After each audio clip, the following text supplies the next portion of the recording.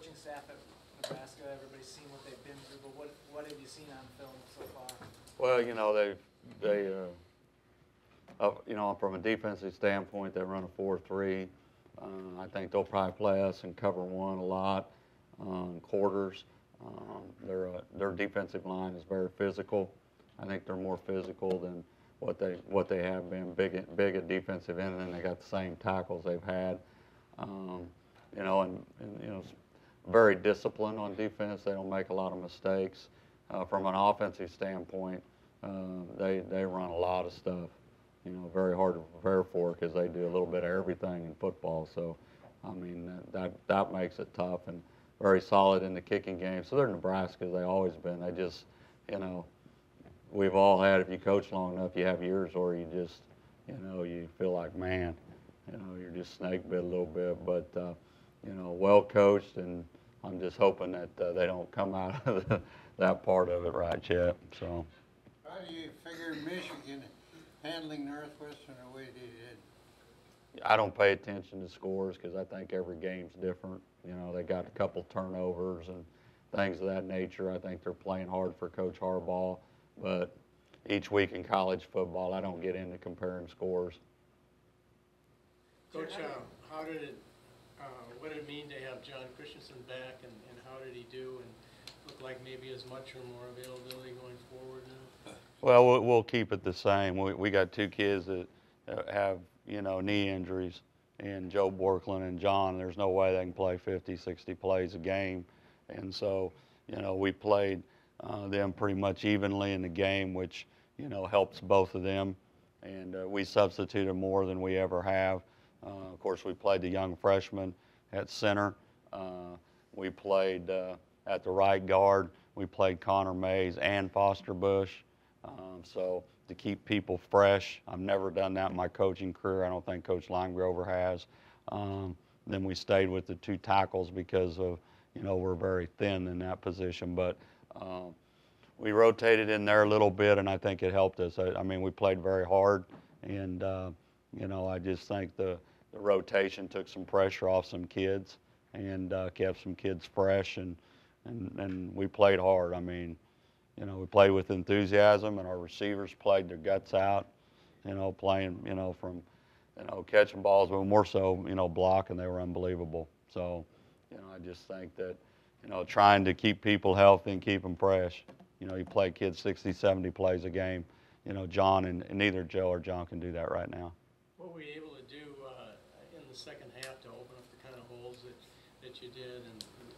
And I think we did some things in the first half. I just think that, you start wearing people down. I mean, you keep running the football, and sooner or later, it makes it easier to throw the ball when you're running the ball because, guys, you get hit, you get tired, and I think, by the end of the game, we physically wore out, Purdue defensively, and I think it was just over time, and sometimes that happens. And then, we come out in the second half and get the opening kickoff, and then Brooks breaks it, and you don't see many runs like that. But everybody talks about that run. He had another one that was more impressive than that run. So he's a very, very good football player. We're set very good at tailback. I've said that all along. We just need to get him the football and get a body on a body and let him play. Hey, Jerry, speaking of Brooks, how did you get him? I mean, Same as Rodney Smith is that, Coach Anderson recruits Georgia, and, there's just, working down there, for whatever reason he was under-recruited, and got to know his dad's an athletic director at one of the schools, and, he was a late take, and, we've seen him live and watched him over a year and a half, so kind of kept a low profile on him and was able to get him. And then with Brooks, he's about 45, 50 minutes from outside Atlanta up in the mountains. And, again, you guys got to work, and, Brian works at it hard, and he was 3 or 4A player of the year, but for whatever reason, I don't know. I mean, but we knew he's fast. We'd watched him and seen him live, all those kind of things. And, knew what kind of athlete he was. And I thought he had a chance, coming in, that he had a chance to play if he was intelligent and smart. And he's very mature, very smart. Him and Rodney got instincts, football instincts, beyond most people I've coached at that position at this early of an age. With the injuries, have you reconsidered anything practice-wise, like as far as physical contact or anything that you? Oh, we've done we've done things differently, but we haven't got hurt in practice. Charles Rogers is the only one got hurt in practice. The rest of them been in the game. So, Charles came down wrong on his knee and tore his ACL, but sometimes that happens. But other than that, we got hurt in the game more than we've got hurt in practice. But we've adjusted to do a better job of teaching what we need to teach. That's for sure. And but as far as the injuries and stuff, I mean, you can talk about that stuff all day and it ain't going to change. So we Ed gives us the injury report and we go out with who we got. And last week we were still working on it on Thursday.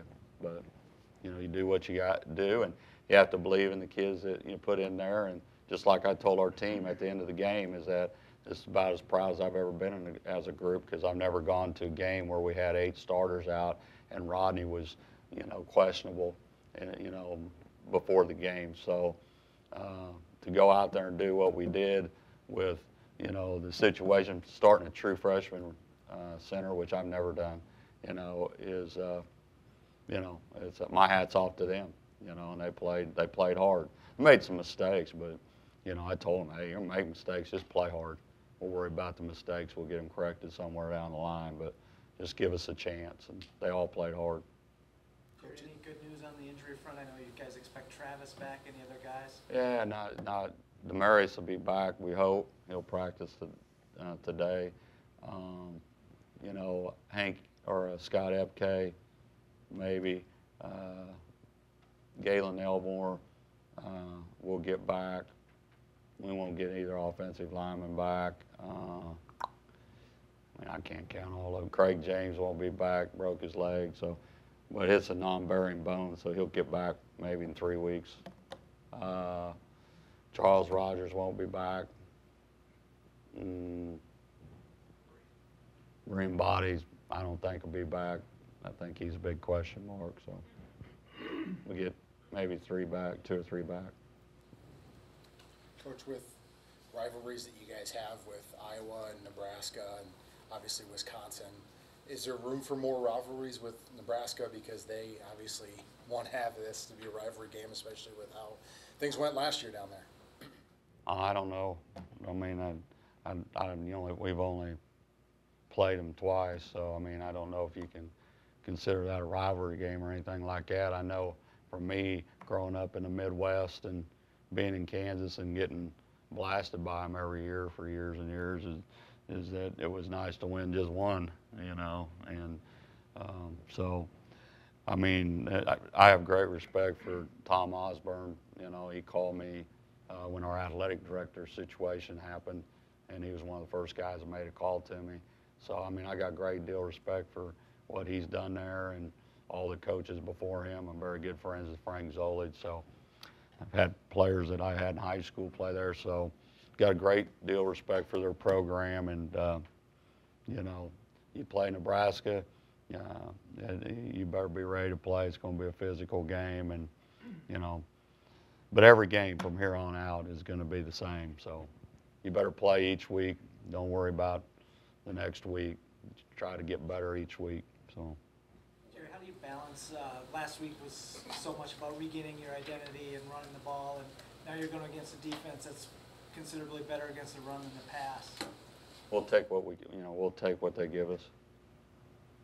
So that's how we'll bounce it out. Whatever they try to take away, then we'll try to bounce it out with some other things.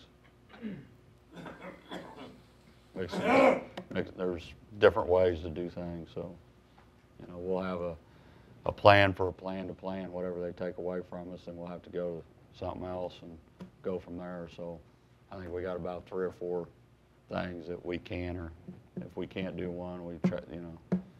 No different defenses got 4 calls, or 4 or 5 calls to you know, if we're getting hurt by this and then they take that away from us, we better be able to have an answer for it. So, you know, we worked real hard. We had answers for last week if some things happened, and, you know, feel like we got some answers this week. You know, the biggest thing is we got to play with great enthusiasm, and we got to, you know, play hard, and, you know, and there's no reason not to do that. We're at home. We're playing the University of Nebraska. I think the game sold out, to my understanding, or that's what I've been told anyway. Maybe they just tell our coaches we can't get any tickets because we've been told that by Adam Clark that not even the head coach can get any more tickets. So evidently it's pretty full when the head coach gets cut off. So. Coach, what did Osborne have to say when he gave you a call? Oh, we talked about the athletic director's job. I was going to hire Tom, but we didn't have enough money. Let's talk about the quarterback this week. Why is nobody talking about the quarterback this week? I'm kind of surprised. Ours or Nebraska's? Kidding. Oh, I thought you were talking about Nebraska's. I didn't know. So, yeah, I don't know. I'm thinking about playing quarterback this week since I'm from Kansas. So. Even though your preference is to run, knowing that this passing offense has had games where you've had to go through the air, you know, 25, 35 times a game. If it, you know, just you look at what Wisconsin had to do 50 times. Just knowing that you guys have that in your tool belt now. Yeah, I mean, it certainly helps us, you know, that we've thrown the ball, and, you know, I think Mitch's last 2 games back, he was throwing over 60% somewhere in there. So, you know, yeah, it's good to have that. And there's a lot of different ways to run the football too. So, you know, I think we'll, like I said, if we need to throw it, we'll throw it. I ain't real fired up. If we throw 50 times, and then I might have a heart attack. So I'm not going to throw it 50 times. Maybe 49, but not 50. So. Does KJ want to throw the ball more now? I know he played quarterback in high school. He hadn't come in and talked to me about it. He probably wants to end his career 1 for 1 so he can have 100% passing percentage. So, but no, we did a couple things like that, and so, I mean, again, I think we'll, you know, they're good on defense. You know, that's where their strength is right now. I mean, you know, they didn't. There's a reason Wisconsin had to throw it 50 times, you know, because, you know, that Wisconsin don't like throwing it 50 times either. So a lot of people have had trouble running the football against them. So, but everybody in the Big Ten's good on defense. I mean, Michigan's good on defense. Northwestern's good on defense. We're good on defense. Iowa's good on defense. I mean, everybody's not scoring. Then you don't see the points being scored, you know, like it has been. One last question for Coach Go. Are they similar to Northwestern defensively? Their front and No, they're different. Different scheme, and, you know, different philosophy, you know. So, but they're all good. I mean, they're all, what I've seen, they're all good defenses. They're just doing it some different ways, but they're all, you know, I think they're 320, 300. Same 2 tackles we played against a year ago. They've gotten a little better. You know, 2 big defensive ends. So, and the one defensive end can really, you know, they're both, you know, they're just good up front. That's why they're stopping the run. You think? Thank you. Appreciate it.